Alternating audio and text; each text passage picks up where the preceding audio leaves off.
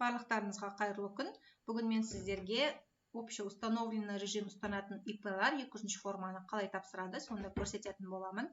Ең бірінші кабинет КГД.gov.kz сайтына кіресіз, войти по ЭЦП деп өзіңіздің ЭЦП кілтіңізбен кіресіз.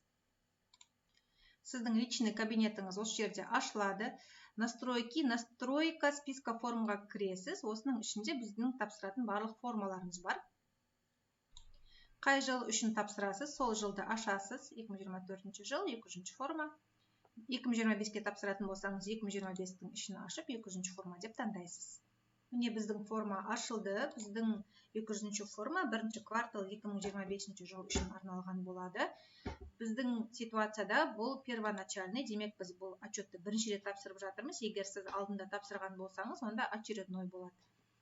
Келесі резидент, не резидент, біз резидент деп таңдаймыз. 10-ші графада бізде ешқандай работник жоқ.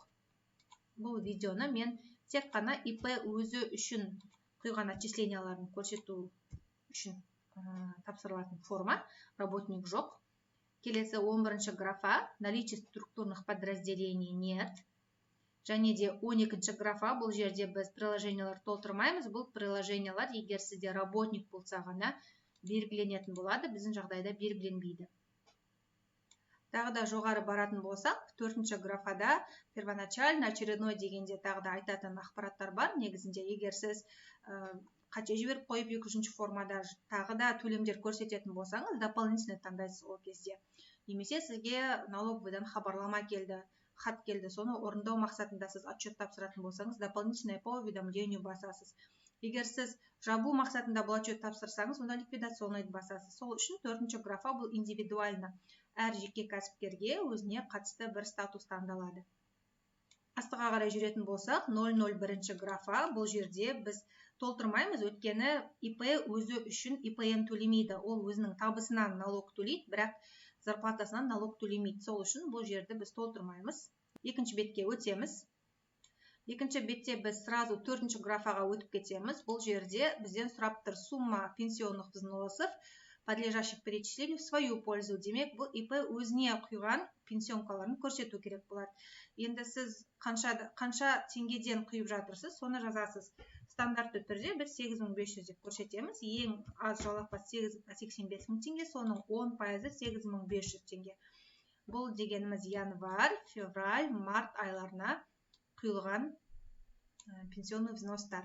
Келесі 7-ші графаға өтеміз. 5-ші, 6-ші графа ИП общеустановленныйға қатысы жоқ. Сол үшін 7-ші графаға өтеміз. Бізде социальный налог төлейді. Общеустановленный ұстанатын ИП-лар өздері үшін социальный налог төлейді. Ол қалай есептелінеді?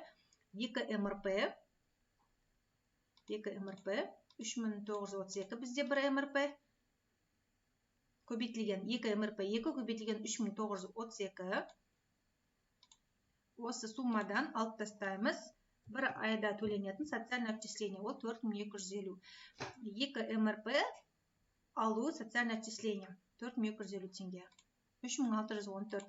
Демек біз бір айда ИП өзіне 3614 теңге социальный отчисление, социальный налог төлейді.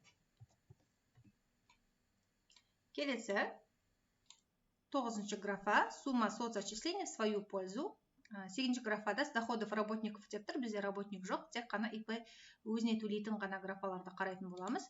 Бұл жерде 4250 теңге бір айға соцотчисление, бұның формуласы 85 000 теңге көбейтілген 5%. 2025 жылдан бастап соцотчисленияның пайызы 3,5%-дан 5%-ға өскен.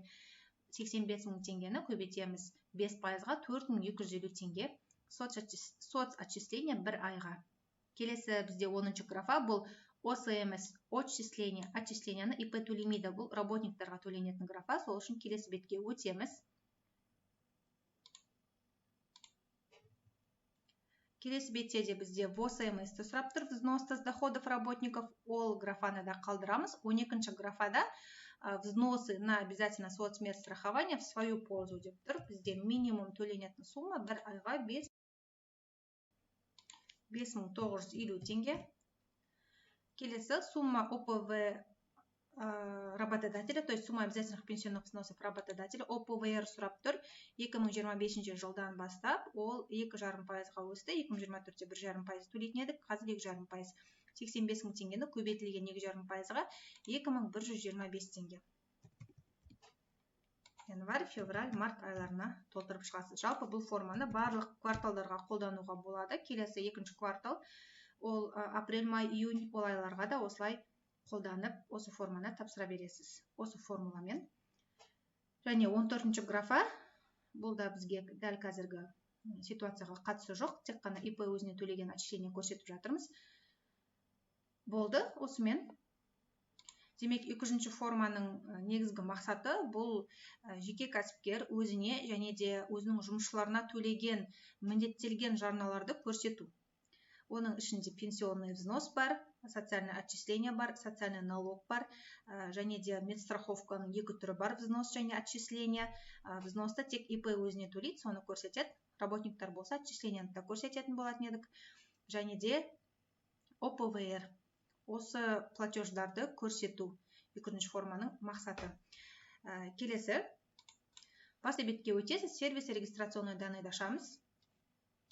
Жалпы регистрационный данныйды ашатын кезде бірде-бір беретін кеңесі міндетті түрде запросить данные деп, бұл данныйлар жаңартып отыру керек. Өйткені жеке кәсіпкер өзінің пропискасын өзгерткен болуы мүмкін, немесе өзінің ИП-сы тіркеліп тұрған адресті өзгерткен болуы мүмкін, сіз соны көрмей қаласыз, егер осы данныйларды жаңартпасаңыз. Сол үшін міндетті түрде жоғары жағында запросить данные деп обновить етсеңіз жақсы болады. Енді осы жерде 9-ші графаға келсеңіз, по месту жительства 6208 деп тұр, Нура районы, және де город Атырау, местонахождение ИП.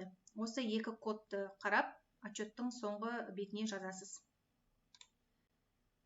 Бізде 1-ші графаға ИП-ның тіркелген адресі кетеді. Өткені ИПН, подоходный налог, ИП тіркелген районға кетеді. Социальный платеждар, социальный платеж дегеніміз біздің пенсионный, медстраховкаларымыз бар, социальный бар, ол платеждар прописка бойынша кетеді. Сол үшін 2-ші графаға прописка қай районда, сол районның кодын жазасыз. Жоғары жаққа көтеріліп проверить заполнение, ошибок нет. Осыны отправить в ОГД деп, ЭЦП кілтіңізбен қол қоясыз, содан кейін бақылайсыз, сіздің отчетыңыз разнесена болу керек. Отчетты жібергеннен кейін басты бетке өтіп, формы налоговой отчетности журнал формаға кіреміз. Астыға қарай түсіп, найти деп кнопканы бассаңыз, сіздің барлық тапсырған отчеттарыңыздың историясы шығады. Осы жерде сіздің тапсырған 2-ші формаңыздың статусы разнесена болу керек. Соны бір қадағалап тексеріп қоясыз. Жалпы қысқаша осы. Егер сіздерге 2-ші форма с работниками керек болса, онда комментарийға жазыңыз. Мен сол туралы ақпаратты алып түсіруге тырысамын. Жалпы видео пайдалы болса, лайк басыңыз, комментарийда сұрақтарыңызды қойыңыз, каналға жазылып қойыңыз. Әлі де алда пайдалы видеолар болады.